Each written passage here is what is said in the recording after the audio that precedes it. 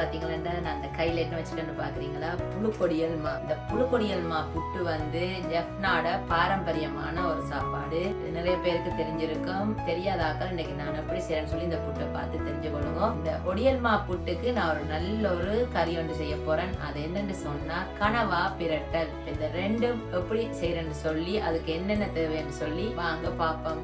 பாத்தீங்கன்னா நான் அன்னைக்கு நல்ல வெட்டின கனவா தான் வேண்டினான். இங்க வந்து கனவாவை நல்லா கிளீன் பண்ணி நல்ல துண்டு துண்டா வெட்டி பேக்கெட் பண்ணி விற்கினேன். நான் அந்த கனவா தான் எடுத்திருக்கிறேன். இந்த கனவா பிரட்டலுக்கு பாத்தீங்கன்னு சொன்னா இன்னைக்கு நல்ல நிறைய வெங்காயம் போட்டு தான் இந்த கனவா பிரட்டல் செய்ய போறேன். அதுக்கு நான் நல்ல 2 பெரிய வெங்காயம் எடுத்து நல்ல நீட்ட நீட்டா வெட்டி வச்சிருக்கிறேன். இந்த கனவா பிரட்டலுக்கு நான் இன்னைக்கு ஒரு சின்ன துண்டு இஞ்சியும் ஒரு கொஞ்சம் உள்ளியும் சேர்க்க போறேன். அதுக்கு பிறகு பாத்தீங்கன்னா ஒரு 5 பச்சை மிளகாய், அதோட முக்கியமான ஐட்டம் கறிவேப்பிலை. எனக்கு இன்னைக்கு நல்ல ஃப்ரெஷ் கறிவேப்பிலை கிடைச்சிச்சு.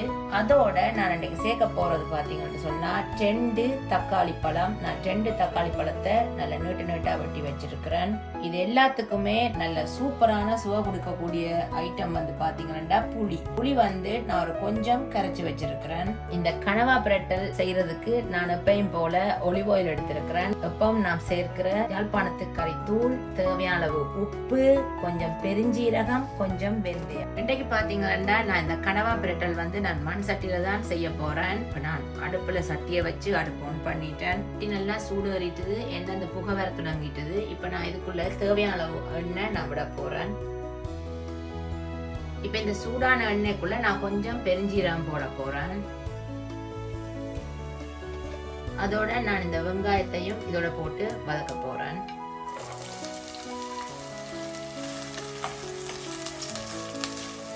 இந்த வெங்காயம் நல்லா வதங்கிட்டுது. இப்ப நான் இதோட எடுத்து வச்சிருக்கிற பச்சை மிளகாயையும் போட்டு அதோட நான் இந்த எடுத்து வச்சிருக்கிற கனவாயையும் போட போறேன்.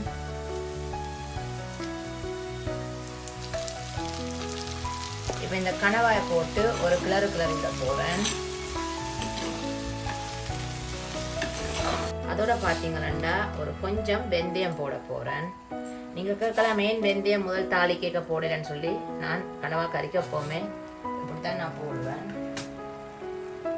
இப்ப இந்த வெந்தயம் போட்டு ஒரு கொஞ்சத்தால நாங்கள் எடுத்து வச்சிருக்கிற இந்த தக்காளி பழத்தையும் நான் இதோட சேர்க்க போறேன். அதோட பாத்தீங்கன்னு சொன்னால் தேவையான அளவு மிளகாய் தூள், அதாவது யாழ்ப்பாணத்து கறித்தூள்.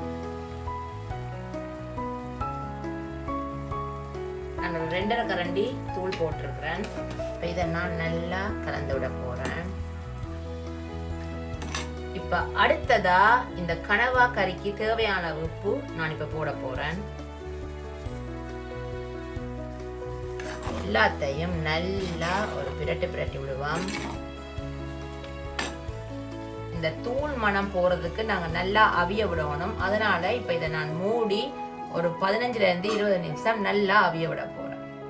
இப்ப பாத்தீங்கன்னா ஒரு 15 நிமிஷத்துல இருந்து 20 நிமிஷம் ஆயிட்டுது. இப்ப நாங்க இதை திறந்து பார்ப்போம்.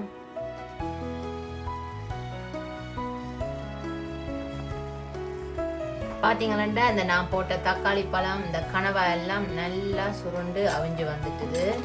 இப்ப நான் இந்த டைம்ல இதோட இஞ்சியும் உள்ளியும் நான் தட்டி வச்சிருக்கிறேன். இதை இதுக்குள்ள போட போறேன். நீங்க கேட்கலாம் ஏன் முதல்ல இதை போட்டு தாளிக்கலைன்னு சொல்லி. இது என்னுடைய ஒரு சீக்ரெட். நான் எப்பவுமே சில நேரம் இந்த மாதிரி மீன் ஐட்டம் செய்ய கடைசியில போடுவேன். கொஞ்சம் நல்ல வாசமா இருக்கும். அதோட பாத்தீங்கன்னு சொன்னா நான் அந்த கரைச்சி வச்சிருக்கிற இந்த புளியையும் இதோட நான் விட போறேன். இப்ப இதை நாங்க நல்லா கலந்து விடுவோம். அடுத்ததா பாத்தீங்கன்னா முக்கியமான ஐட்டம் கறிவேப்பிலை. இதையும் நான் இதோட போட போறேன். நீங்க எவ்வளவு நிறைய கறிவேப்பிலை போடுறீங்களோ அவ்வளவுக்கு இந்த மீன் கறிகள் வந்து சும்மா அவ்வளவு ஒரு வாசமாயும் நல்ல சூப்பராயும் இருக்கும். அதோட பாத்தீங்கன்னா இந்த கறிவேப்பிலை உடம்புக்கு நல்லா, தலைமுடிக்கு நல்லா. இந்த கறிவேப்பிலை போட்ட பிறகு நல்லா ஒரு கிளறி விடுவோம். பாத்தீங்களா, கறிவேப்பிலை போட்ட பிறகுதான் சும்மா கறியே ஒரு கலரா இருக்கு. அடுத்ததா ஃப்ரெண்ட்ஸ் நான் இது ஒரு 5 நிமிஷம் மூடி விட போறேன். ஏன்னு சொன்னால் நான் இடிச்ச இஞ்சி உள்ளியும் புளியும் விட்டதுனால இப்படியே இதை நான் நிப்பாட்ட போறது இல்லை. ஒரு 5 நிமிஷம் இதை மூடி விட போறேன். நீங்கள் மண் சட்டியில் சமைக்கிறதா இருந்தால் அடுப்பை நல்லா குறைச்சிட்டு ஒரு 5 நிமிஷம் மூடி விடுங்க. ஏன்னா மண் சட்டி நார்மலாகவே சூடை நல்லா வச்சுக்கொள்ளும். அதனால் நான் அடுப்பு இப்போ நல்லா குறைச்சிட்டேன். என்னோட சட்டி நல்லா சூடாக இருக்குது, அந்த சூடே போதும். இப்போ இதை மூடி ஒரு 5 நிமிஷத்தால் நாங்கள் இதை இறக்குவோம். இப்போ பார்த்தீங்களா இந்த கனவா கறி நான் மூடி வச்சு 5 நிமிஷம் ஆயிட்டுது. இப்போ நாங்கள் இதை திறந்து பார்ப்போம்.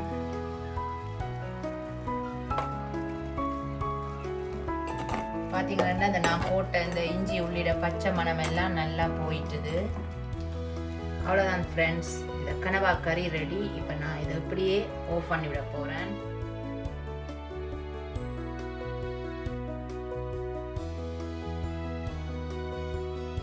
இப்போ அடுத்ததாக பார்த்தீங்கன்னா நாங்கள் சூப்பராக கனவா கறி ரெடி பண்ணிட்டோம். இப்போ அடுத்ததாக நான் இந்த ஒடியல் மா புட்டு எப்படி செய்யணும்னு சொல்லி இப்போ பார்ப்போம்.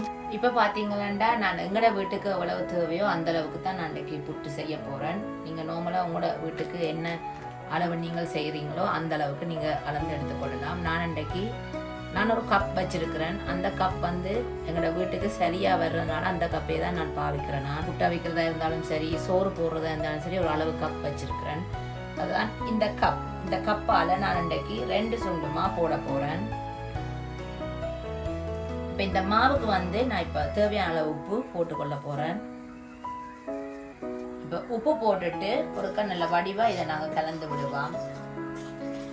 நான் எப்பயும் போல புட்டு குழைக்கிறதுக்கு நல்லா பொங்க வச்ச தண்ணி, இது நல்லா பொங்கி கொண்டிருக்கிற தண்ணி. இப்ப இதை நான் எப்பவுமே குழைக்கிற மாதிரியே கொஞ்சம் கொஞ்சமா விட்டு குழைக்க போறேன். ஒடியல் மா வாசம் சும்மா அந்த மாதிரி இருக்குது. அவ்வளவு சத்தான ஒரு சாப்பாடு. பார்த்தீங்களா நான் எனக்கு அவ்வளவு போதும். ஆனால் நான் இன்னும் கொஞ்சம் தண்ணி விட போகிறேன். இந்த அடியில் கொஞ்சமாக இருக்குது. ஸோ அதனால கொஞ்சம் தண்ணி காணும். நீங்கள் அரிசி மாலை புட்டு குழைக்கிறீங்கன்னு சொன்னால் கொஞ்சம் தண்ணி கூட விட வேண்டி வரும். இது ஒடியல் மா வந்து நிறைய தண்ணி விட தேவையில்லை. பார்த்தீங்கன்னா கொஞ்சம் தண்ணி விட்டாலே பார்த்தீங்களா என்ன வடிவாக செட் ஆகிட்டு அந்த மாதிரி. இப்போ அடுத்ததாக பார்த்தீங்களா இப்போ நான் கரண்டியால் தான் இது மிக்ஸ் பண்ணான். ஒருக்கா நான் இதை கையால் நல்ல வடிவாக நல்லா அமர்த்தக்கூடாது, நார்மலாக லைட்டாக இதை குழைச்சி விடுவோம். இதெல்லாம் நீங்கள் அந்த அரிசிமா கோதம்புமா புட்டு குத்துற மாதிரி இதெல்லாம் குத்த தேவையில்லை. லைட்டாக சுடு தண்ணியை விட்டு லைட்டாக நீங்கள் குழைச்சாலே இந்த புட்டு ஈஸியாக ரெடி ஆகிடும். அவ்வளோதான் ஃப்ரெண்ட்ஸ், பாருங்க இப்போ புட்டு ரெடி ஆயிட்டு. இப்போ இதை நான் அடுத்ததாக நல்லா ஆவியில் வச்சு அவிச்செடுக்க போகிறேன். எப்போவுமே நான் உங்களுக்கு வீடியோவில் காட்டியிருக்கிறேன். நான் வச்சுருக்கேன் இந்த புட்டை வைக்கிற ஸ்டீமரில் நான் தண்ணி கொதிக்க வச்சுட்டேன். தண்ணி நல்லா கொதிச்சு கொண்டிருக்கு. இப்போ இந்த ஸ்டீமரை மேலே வச்சுட்டு நான் இந்த குழச்சி வச்சுருக்கேன் இந்த புட்டை இதுக்குள்ளே போட்டு ஒரு 10 இருந்து 15 நிமிஷம் இதை நல்லா அவிச்செடுக்க போகிறேன். நான் இன்றைக்கு இந்த ஒடியல் மா புட்டுக்கு நான் தேங்காய் பூ சேர்க்கல. உங்களுக்கு தேங்காய் பூ சேர்க்க விருப்பமாக இருந்தால் நீங்கள் சேர்த்து அவிக்கலாம். அது இன்னும் நல்ல வாசமாக இருக்கும். இன்றைக்கு நான் தேங்காய் பூ சேர்க்காம இதை நான் இன்றைக்கு அவிக்க போகிறேன். இப்போ இதை நல்லா மூடி நாங்கள் 10 இருந்து 15 நிமிஷம் இதை அவிய வைப்போம். இன்றைக்கு பார்த்தீங்களா சூப்பரான ஒடியல் மா புட்டும் கனவா கறியும் அந்த மாதிரி ரெடி ஆயிட்டு.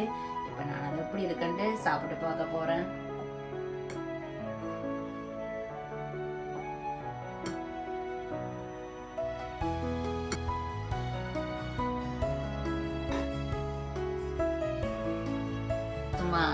அந்த மாதிரி ஊருக்கு போன மாதிரியே இருக்கு. இன்றைக்கு பார்த்தீங்களா நான் நல்ல ஹெல்த்தியான ஒடியல் மா புட்டும் அதோட கனவா கறியும் நான் இன்றைக்கு செய்து காட்டியிருக்கிறேன். இது வந்து எங்களோட ஸ்ரீலங்காவில், அதாவது யாழ்ப்பாண பக்கங்கள்ல இது ரொம்ப பாரம்பரியமான ஒரு சாப்பாடு. அந்த காலங்களில் வந்து கோதுமைமா இந்த அரிசி மா எல்லாம் பாவிக்கிறது குறைவு. இந்த மாதிரி ஒடியல் மா அதுகள் தான் சாப்பிடுவேன். அதனால தான் நான் வந்து நல்ல ஹெல்த்தியா இருந்திருக்கேன். இப்போ வந்து நீங்க பாத்தீங்கன்னா கடையில பானம் வெள்ளமாவையும் வேண்டி நாங்கள் சாப்பிட்டு கொண்டிருக்கிறோம். ஆனால் முடிஞ்ச அளவு நீங்க வீட்டுல இந்த மாதிரி ஹெல்த்தியா செய்து சாப்பிட்றதுக்கு ட்ரை பண்ணுங்க. இப்போ பாத்தீங்கன்னா இந்த வெளிநாடுகளுக்கு வந்து இந்த ஒடியல் மா எல்லாம் நல்ல ஈஸியா பேக்கெட் பண்ணி வருது. நாங்கள் வந்து இது அந்த மாதிரி கடையிலேயே வேண்டி நல்ல ஈஸியா நாங்க இதை வச்சு வித்தியாசமான சாப்பாடுகள் செய்யறதுக்கு நல்ல ஈஸியா இருக்குது. இப்ப இந்த ஒடியல் மா புட்டும் இந்த கனவா கறியும் எப்படி இருக்குன்னு சொல்லி நான் இப்ப சாப்பிட்டு பார்க்க போறேன். பாப்போம் எப்படி வந்திருக்கண்டு.